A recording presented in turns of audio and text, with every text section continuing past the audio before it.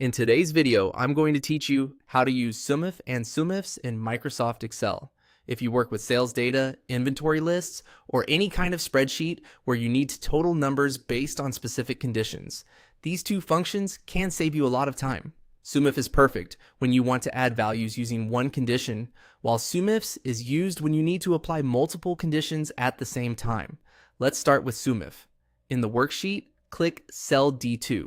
Here, type the formula equals SUMIF, then open parentheses.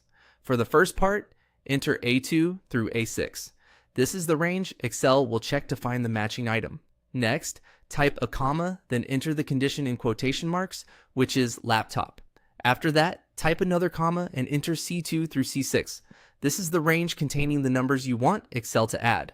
Now close the parentheses so the full formula reads equals SUMIF open parenthesis A2 colon X comma quotation mark laptop quotation mark comma C2 colon C6 close parenthesis.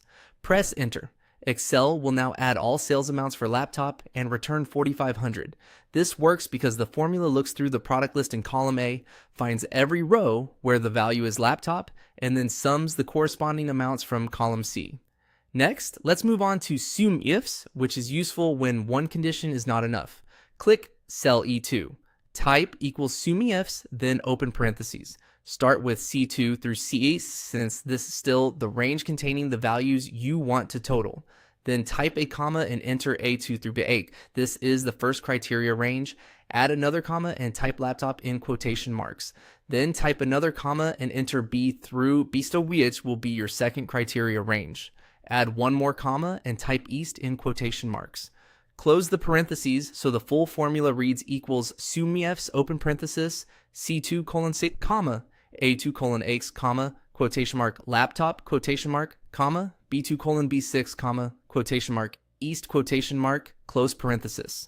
Press enter. Excel will return 3,000, which is the total sales for laptop in the east region only. The key difference is simple. Use SUMIF when you have one condition and use SUMIFS when you have two or more conditions. Also, make sure all the ranges in your formula cover the same number of rows. If they do not match, Excel may return an error or the wrong result. Once you understand that pattern, these formulas become very easy to reuse in your own spreadsheets.